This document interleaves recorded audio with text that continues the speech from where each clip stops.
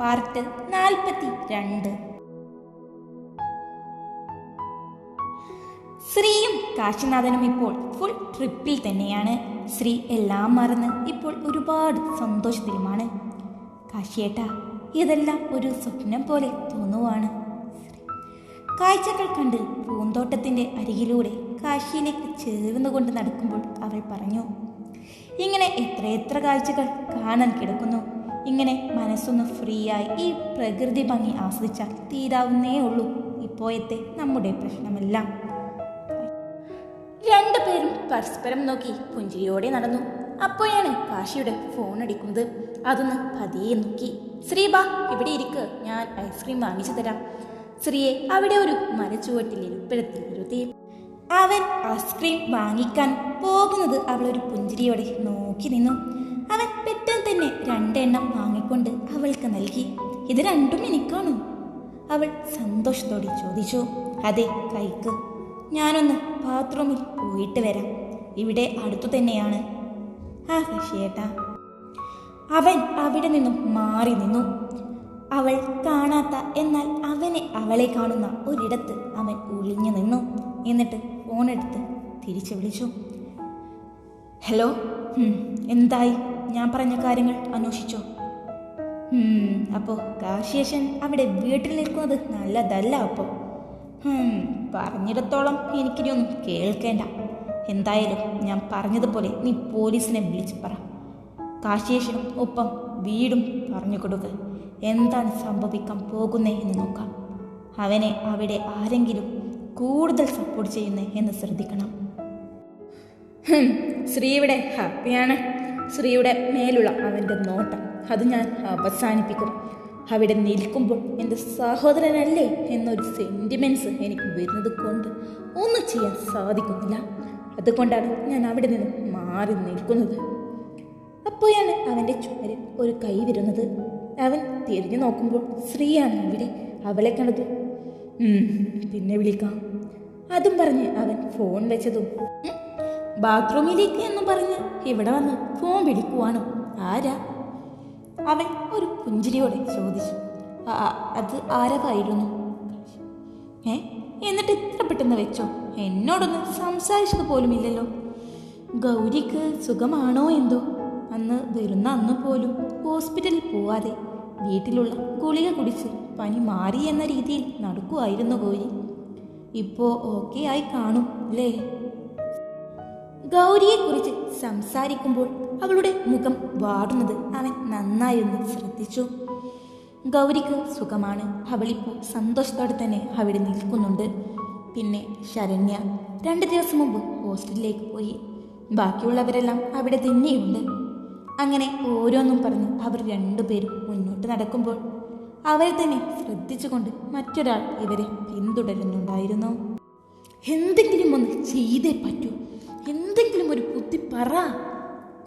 ഗൗരി അവളോട് തന്നെ ഓരോന്ന് പറഞ്ഞ് മുറിയിൽ അങ്ങോട്ടും ഇങ്ങോട്ടും നടക്കുമ്പോഴാണ് താഴെ നിന്നും ഒരു വിളി കേൾക്കുന്നത്. ഗൗരി, ഗൗരി. ശബ്ദം കേട്ട് ഗൗരി താഴേക്ക് ഇറങ്ങി വരുമ്പോൾ അവിടെ പോലീസ് വന്ന് ഗൗരവത്തിൽ നിൽപ്പുണ്ട്. ശരനും കൂട്ടുകാരും അമ്മാവനും അമ്മയും ആരും അവിടെ അവരെ നോക്കി നിൽപ്പുണ്ട്. അവരോട് ഇവർ തർക്കിക്കുന്നുണ്ടായിരുന്നു. പോലീസിനെ കണ്ടതും അവൾ സംശയത്തോടെ ഇറങ്ങി വന്നു. ഇതവൻ്റെ ഭാര്യയാണ് ഗൗരി. അമ്മാവൻ, നിങ്ങളുടെ ഭർത്താവിനെതിരെ ഒരു കേസ് വന്നിട്ടുണ്ട്. അത്ര നല്ല കേസൊന്നുമല്ല, ഒരു പെൺകുട്ടിയെ റേപ്പ് ചെയ്ത കേസാണ്. അത് കേട്ടതും ഗൗരി ഒന്ന് ഞെട്ടി. ഈ ചെറ്റ ഈ നാട്ടിലും വന്ന് പണി തുടങ്ങിയോ? ഗൗരി ആത്മ, മോളെ, ഇവർ എന്തൊക്കെയാ ഇവിടെ വന്ന് പറയുന്നേ? അമ്മാവൻ, ഉള്ളത് തന്നെയാ ഇവർ പറയുന്നത്, ഇല്ലാത്തതൊന്നുമല്ല. ഗൗരി ആത്മ, മോളെ, കാശി അങ്ങനെ ഒന്നും ചെയ്യില്ലെന്ന് പറ മോളെ. അമ്മ സങ്കടത്തിൽ അവളോട് പറഞ്ഞതും അമ്മയെ അഭിനയമാണ്, പിന്നെ എങ്ങനെയാ മകൻ? ഗൗരി ആത്മ, എന്താ ഗൗരി നീയൊന്നും മിണ്ടാതെ നിൽക്കുന്നേ? അവൻ്റെ ചോദ്യം വന്നതും അത് ഞാൻ കേട്ട ഷോക്കില്.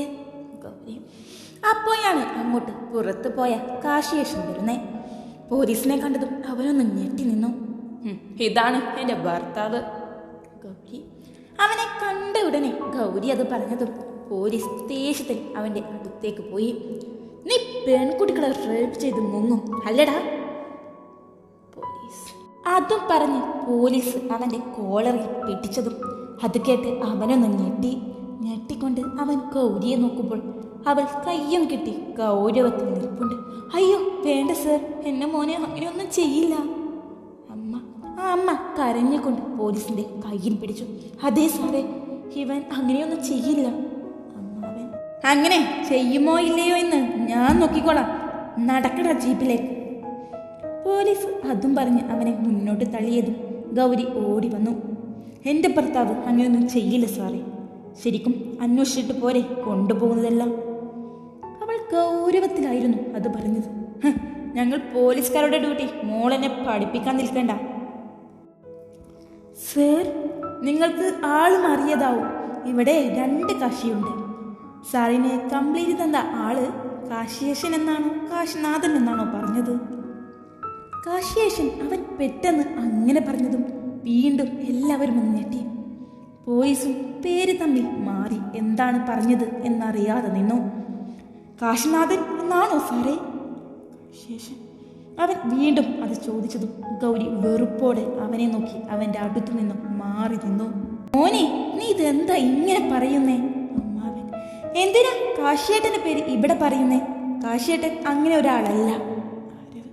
പിന്നെ ഞാൻ അങ്ങനെയുള്ള ആളാണോ? ഇത് എന്റെ നാടല്ല, എന്റെ പേര് പറയാൻ. കാശിയേഷൻ അത് കേട്ടതും ആരവ് ഒന്നും മിണ്ടാതെ ദേഷ്യത്തിൽ അവനെ നോക്കി നിന്നു.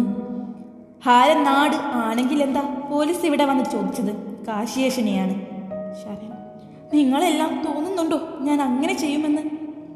കാശിയേഷൻ അവൻ സങ്കടം വാരി വിതറി സംസാരിച്ചപ്പോൾ എന്റെ മോനെ അങ്ങനെ ഒന്നും ചെയ്യില്ല. ആ അമ്മ അവനെ താങ്ങി പിടിച്ചു. നിങ്ങളെന്താ ആളെ കളിയാക്കാൻ നിൽക്കുവാണ്? നടക്കു ജീപ്പിലേക്ക്. സർ, ഞാൻ പറഞ്ഞില്ലേ ഞാനല്ല, ഇവിടെ വേറൊരുത്തനുണ്ടെന്ന്. അവനിപ്പോ പുറത്താണ്. പോലീസ് അവന്റെ കോളറിൽ കൈവച്ചതും അവൻ അല്പം ദേഷ്യത്തിൽ പറഞ്ഞു. അവന്റെ സംസാരം വീട്ടിലുള്ളവർക്ക് ഇഷ്ടമായില്ല എന്ന് മനസ്സിലായ ഗൗരി, സർ, നിങ്ങൾക്ക് കംപ്ലൈന്റ് തന്ന വ്യക്തി ആരാണ്, പേരെന്താണ് എന്ന് പറഞ്ഞാൽ നിങ്ങൾക്ക് എന്റെ ഭർത്താവിനെ കൊണ്ടുപോകാം. ഗൗരി, ആ പെൺകുട്ടിയുടെ പേര് ഗായത്രി, വിളിച്ചത് അരവിന്ദ്. അത് കേട്ടതും കാശിയേട്ടൻ നെട്ടിധരിച്ചുകൊണ്ട് ഗൗരിയെ നോക്കി. ഗൗരിയും ആ പേരുകൾ കേട്ട് ഞെട്ടി നിൽക്കുകയാണ്. ഇനി ഇവനെ കൊണ്ടുപോകുകയാണ്. പറ്റില്ല. അവർ എങ്ങനെ കംപ്ലൈന്റ് തന്നത്? ഒരു ഫോൺ കോൾ ആയിരുന്നു. അങ്ങനെ എത്ര തട്ടിപ്പുണ്ട്. എന്റെ ഭർത്താവിനെ കുറ്റക്കാരനാക്കാൻ വേണ്ടി ആരെങ്കിലും വെറുതെ വിളിച്ച് പറഞ്ഞതല്ലെന്ന് സാറിന് പറയാൻ പറ്റുമോ? ആദ്യം വിളിച്ച ആൾ ശരിക്കും ഉണ്ടോ എന്ന് കണ്ടുപിടിക്കുക, എന്നിട്ടല്ലേ കേസ്. ഇതുപോലും ഇല്ലാതെയാണോ സാർ ഇങ്ങോട്ട് വന്നത്? ഇറങ്ങിപ്പോകണം മിസ്റ്റർ ഇവിടെ നിന്നും. കാശിയേഷൻ അവനൊന്ന് ദേഷ്യത്തിൽ നോക്കി. എനിക്ക് ഇങ്ങോട്ട് ഇനിയും വരേണ്ടി വരും. അതും പറഞ്ഞ് അയാൾ ഇറങ്ങിപ്പോയി. കാശിയേഷൻ അയാൾ പോകുന്നത് നോക്കി ഒരു വിജയച്ചെരിയോടെ തിരിയുമ്പോൾ ദേഷ്യത്തിൽ അവനെ നോക്കി ഗൗരി അവിടെ നിൽപ്പുണ്ട്. അവനെ ഒന്ന് ദേഷ്യത്തിൽ നോക്കി അവൾ അവിടെ നിന്നും മുകളിലേക്ക് ഓടിക്കേറി. മറ്റുള്ളവരെ നോക്കുമ്പോൾ കാശിനാഥനെ പറഞ്ഞത് ഇഷ്ടമായതേ ഇല്ല എന്ന രീതിയിലാണ് നൃത്തം. അത് കണ്ടിട്ടും അവൻ ആരെയും മെയിൻഡ് ചെയ്യാതെ അകത്തേക്ക് പോയി.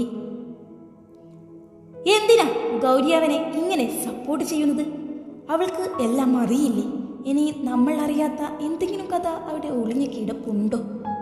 ഗായത്രി എന്ന് പറയുന്ന ഒരു പെൺകുട്ടിയുടെ പ്രണയവും ശത്രുവായിരുന്ന അരവിന്ദും. അതിൻ്റെ ഇടയിൽ അവൻ റേപ്പ് ചെയ്തത് പറയാൻ മടിക്കുന്ന കുറേ എണ്ണം. ഇത്രേ അവനെ നാട്ടിൽ നിന്നും കിട്ടിയുള്ളൂ. എനിക്ക് അതൊന്നുമല്ല മനസ്സിലാവാത്തത്. അമ്മക്ക് ഇതറിയില്ലേ? ഒരിക്കൽ ഗൗരിയെ വിവാഹം കഴിക്കില്ലെന്ന് പറഞ്ഞപ്പോൾ എല്ലാം ചെയ്തു വെച്ച് അവളുടെ ജീവിതം നശിപ്പിച്ചിട്ട് കല്യാണം വേണ്ടെന്നോ എന്നൊരു ചോദ്യം അമ്മയുടെ വായിൽ നിന്നും ഞാൻ ആകെ അറിഞ്ഞിട്ടുള്ളൂ. പക്ഷേ എന്നെ അന്ന് കാണുമ്പോൾ വെറുപ്പോടെ വാതിലടക്കുന്ന, ഞാൻ നടന്നു പോകുമ്പോൾ എൻ്റെ മേലിലേക്ക് അയക്ക് വെള്ളം ഒഴിക്കുന്ന ചില വീടുകളുണ്ടായിരുന്നു. പക്ഷേ അതെല്ലാം ഞാൻ വിചാരിച്ചത് വേറെ എന്തെങ്കിലും പേരിലുള്ള പ്രശ്നമാണെന്നാണ്. നീ ഒരിക്കലും ഗതി പിടിക്കില്ല എന്നൊക്കെ പറയുമ്പോൾ ഒന്നും മനസ്സിലാവാതെ ഞാൻ പോയിട്ടുണ്ട്. അതെല്ലാം ഇങ്ങനെ ഒരു കാരണം കൊണ്ടാണെന്ന് ഞാൻ അറിയാൻ ഏറെ വൈകിപ്പോയി. അതൊക്കെ ഓർക്കുമ്പോഴാണ് എനിക്ക് ദേഷ്യം തീരാത്തത്. പക്ഷേ എൻ്റെ സംസാരം കൊണ്ട് എന്നോട് കൂട്ടുകൂടിയ ഒരുപാട് കുട്ടികൾ അവിടെ ഉണ്ടായിരുന്നു. അതാണ് ഞാനായിട്ട് നേടിയത്. ഇപ്പോൾ അതെല്ലാം ആലോചിക്കുമ്പോഴാ ശരിക്കും ഗൗരിക്ക് വേറെന്തെങ്കിലും ഉദ്ദേശം കാണുമോ? അന്ന് അവിടെ നിൽക്കുന്ന ടൈമിൽ ആദ്യമെല്ലാം എന്നെ കാണുമ്പോൾ ദേഷ്യത്തിൽ നോക്കി നിൽക്കുന്നത് ഞാൻ കണ്ടിട്ടുണ്ട്. നിന്നെ ഞാൻ വെറുതെ വിടില്ല, അഭിനയിച്ച് നടന്നു എന്നൊക്കെ. അന്ന് അതെല്ലാം പറഞ്ഞപ്പോൾ എനിക്കൊന്നും മനസ്സിലായില്ല. ഒരു ദിവസം ചെട്ടിയാരുടെ മോളാണെന്ന് പറഞ്ഞപ്പോൾ വെറുതെ തമാശ ശുഷു പാമ്പ് എന്നൊക്കെ അന്ന് പറഞ്ഞ് കളിപ്പിച്ചു. അതിനുശേഷമാ ഞങ്ങൾ തമ്മിൽ ഭയക്കാവുന്നേ. അവനോട് ദേഷ്യമുള്ള അവൾ ഇങ്ങനെ ഇടയിൽ അവനെ പ്രണയിച്ചത്. ഇതെല്ലാം ഞാൻ ചിന്തിക്കാൻ ഒന്ന് വൈകിപ്പോയി. എന്തായാലും കണ്ടുപിടിക്ക്. കാശി അത്രയും പറഞ്ഞ് ഫോൺ ഓഫ് ചെയ്തു. ഇതെങ്ങനെയാവുന്ന് അവസാനിച്ചു കിട്ടുക എന്ന് ഞാൻ അവനെ കണ്ടോ അന്ന് മുതൽ പ്രശ്നം തന്നെയാണ്. ഇങ്ങനെ ഒരു സഹോദരനെയാണോ എനിക്ക് കൂടപ്പിറപ്പായി കിട്ടിയത്? ഇതിലും നല്ലത് അവനെ കാണാതിരിക്കുന്നതായിരുന്നു. എന്നാൽ ഒരിക്കൽ പോലും എൻ്റെ ശ്രീ കരയേണ്ടി വരില്ലായിരുന്നു. എന്നോ ഞങ്ങൾ ഒരുമിച്ചിരുന്നു. ഇത്രയും ചെയ്തിട്ട് യാതൊരു കുറ്റബോധവും അവനില്ല. സ്വന്തം സഹോദരിയുടെ സ്ഥാനത്തുള്ള ശരണ്യെ വരെ കാശ് ദേഷ്യത്തിൽ ഭിത്തിയിലിടിച്ചു. അങ്ങോട്ടും ഇങ്ങോട്ടും നടന്നു. ഇവനെ നിയമപരമായി പൂട്ടാമെന്ന് വിചാരിച്ചപ്പോൾ സമ്മതിക്കില്ല. എനിക്കറിയാം ഇനി എന്ത് വേണമെന്നത്. ഞാൻ വരുന്നുണ്ട് കാശിയേശൻ. അതും ആലോചിച്ചു ദേഷ്യത്തിൽ നടക്കുമ്പോഴാണ് പെട്ടെന്ന് ശ്രീ വന്ന് അവനെ പുറകിലൂടെ കെട്ടിപ്പിടിക്കുന്നത്. കാശിയേട്ടാ, അവൾ സ്നേഹത്തോടെ വിളിച്ചതും അവനൊന്ന് പുഞ്ചിരിച്ച് അവളെ നോക്കി. ഉറക്കമെല്ലാം തീർന്നോ ശ്രീ? തീർന്നു ശ്രീ. നമുക്ക് നാളെ വീട്ടിലേക്ക് തിരിച്ചാലോ? ബാക്കി യാത്ര പിന്നീടൊരിക്കൽ ആയാലോ? അതിനെന്താ, പോകാം. എൻ്റെ സങ്കടം മാറാനല്ലേ വന്നേ? അതെല്ലാം മാറിയല്ലോ. നീ നമുക്ക് വീട്ടിൽ പോവാം. ഗൗരിയെ കാണണം. അവൾ ഞാനില്ലാതെയാവും സന്തോഷം. എന്നാലും എനിക്ക് അവളെന്ന് വെച്ചാൽ ജീവനാണ്.